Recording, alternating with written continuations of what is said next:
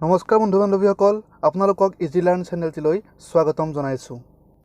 যদিহে চেনেলটিত আপুনি নতুন তেনেহ'লে ছাবস্ক্ৰাইব কৰিব আৰু ন'টিফিকেশ্যনসমূহ পাই থাকিবৰ কাৰণে ঘণ্টাটো বজাই দিব। আজিৰ পাঠ ডিটাৰমিনাৰ্ছ। আজি আমি আলোচনা কৰিম ডিটাৰমিনাৰ্ছ অথবা নিৰ্দিষ্টবাচক শব্দৰ দ্বিতীয়টো ভাগৰ বিষয়ে। আহকচোন তেন্তে ভিডিঅ'টো আমি আৰম্ভ কৰোঁ। আজি আমি প্ৰথমে আলোচনা কৰিম লিটল, এ লিটল আৰু দ্য লিটলৰ ব্যৱহাৰৰ বিষয়ে।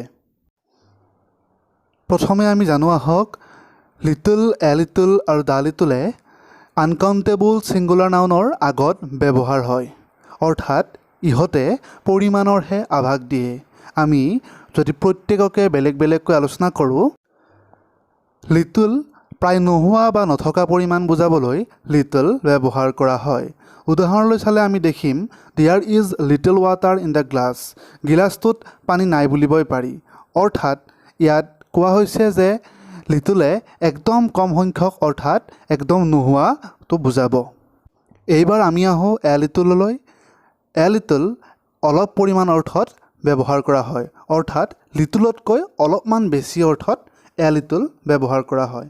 উদাহৰণলৈ চালে আমি দেখিম there is just a little water in the glass. গিলাচটোত পানী মাত্ৰ অলপমানেই আছে, অৰ্থাৎ ইয়াত পানী অলপমান থকা বুজাইছে, সেইবাবে ইয়াত এ লিটল হৈছে, অৰ্থাৎ লিটলতকৈ অলপ বেছিকৈ আছে। গতিকে আৰু এটা কথা মন দিব যে সদায় এ লিটলৰ আগত অনলি বা জাষ্ট আদি শব্দৰ ব্যৱহাৰ হ'ব পাৰে। এইবাৰ আমি আহোঁ দ্য লিটললৈ। যি অলপ পৰিমাণ আছে তাৰে আটাইখিনিকে বুজাবলৈ দ্য লিটল ব্যৱহাৰ কৰা হয়, অৰ্থাৎ দ্য লিটলে অলপমানৰ গোটেইখিনিকে বুজাব। যেনে the little water in the glass is hot. গিলাচটোত যি অলপ পানী আছে গোটেইখিনি গৰম, অৰ্থাৎ ইয়াত দ্য লিটলটো এইকাৰণে ব্যৱহাৰ হৈছে কাৰণ যি অলপ পানী আছে সেই গোটেইখিনিকে বুজোৱা হৈছে। এইবাৰ আমি আহিছোঁ ফিউ, এ ফিউ আৰু দ্য ফিউৰ ব্যৱহাৰ সম্পৰ্কে জানিবৰ বাবে। লিটল, এ লিটল, দ্য লিটলৰ নিচিনাকৈ ফিউ, এ ফিউ আৰু দ্য ফিউৰো ব্যৱহাৰ অলপমান অৰ্থতে হয়। এই তিনিওটা কাউণ্টেবল প্লুৰেল নাউনৰ আগতহে ব্যৱহাৰ কৰা হয়, অৰ্থাৎ গণনা কৰিব পৰা বহুবচন বিশিষ্ট বিশেষ্য পদৰ আগতহে ফিউ, এ ফিউ আৰু দ্য ফিউৰ ব্যৱহাৰ হ'ব। যদি আমি ফিউৰ ব্যৱহাৰলৈ চাওঁ তেতিয়া দেখিম প্ৰায় নথকা বা নোহোৱা অৰ্থত ফিউ ব্যৱহাৰ কৰা হয়। যেনে I have few friends in this town. এই চহৰত মোৰ বন্ধু নাই বুলিবই পাৰি, গতিকে ফিউৱে মোৰ বন্ধুৰ পৰিমাণ একেবাৰে কম সংখ্যক বুজাইছে। এইবাৰ আমি আহোঁ এ ফিউৰ ব্যৱহাৰলৈ।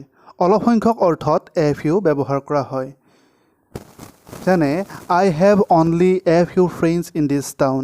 এই চহৰত মোৰ কম সংখ্যক বন্ধু আছে। ইয়াৰো অৰ্থটো ফিউতকৈ অলপ সংখ্যক বেছি, অৰ্থাৎ কমেই বুজাইছে কিন্তু ফিউতকৈ অলপমান বেছি বুজাব।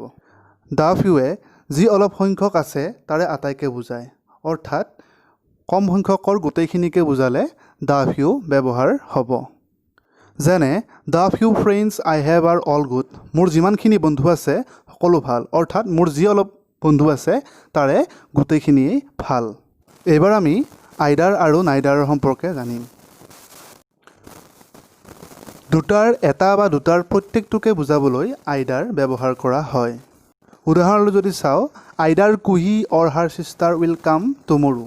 অহাকালি কুহি বা তাইৰ ভনীয়েক আহিব। ইয়াত আইডাৰ অৰে কুহি বা তাইৰ ভনীয়েক দুয়োজনীৰে প্ৰত্যেককে বুজাইছে। নাইডাৰ দুটাৰ কোনোটোকে নুবুজাবলৈ নাইডাৰ ব্যৱহাৰ কৰা হয়, অৰ্থাৎ ইয়াত নিগেটিভ অৰ্থত ব্যৱহাৰ কৰা হয়। যেনে নাইডাৰ হি নৰ হিজ ব্ৰাদাৰ উইল কাম। সি বা তাৰ ভায়েক কোনোটোৱেই নাহে, অৰ্থাৎ নাইডাৰ নৰে ইয়াত সি আৰু তাৰ ভায়েক দুয়োটায়ে নহাটো বুজাইছে। এইবাৰ আমি আহিছোঁ বিটুইন আৰু এমঙৰ ব্যৱহাৰৰ বিষয়ে জানিবৰ বাবে। বিটুইন দুটাৰ মাজত বুজাবৰ বাবে বিটুইন ব্যৱহাৰ কৰা হয়। বুজি পাবৰ বাবে একদম সহজ। The man will divide the mangoes between two. মানুহজনে আমবোৰ দুজনৰ মাজত ভগাই দিব। ইয়াত দুজনৰ মাজত বিটুইন ব্যৱহাৰ কৰা হৈছে।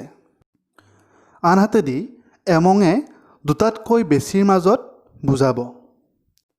যেনে the teacher gave the examination copies among them. শিক্ষকজনে পৰীক্ষাৰ বহীবোৰ সিহঁতৰ মাজত ভগাই দিছিল। ইয়াত বহুতৰ মাজত ভগাই দিয়াৰ বাবে দেমৰ আগত এমং ব্যৱহাৰ হৈছে। আশা কৰিছোঁ আজিৰ আলোচনাৰ পৰা আপোনালোক উপকৃত হৈছে। চেনেলটো চাই থাকিবৰ কাৰণে চেনেলটো ছাবস্ক্ৰাইব কৰি ল'ব। ধন্যবাদ।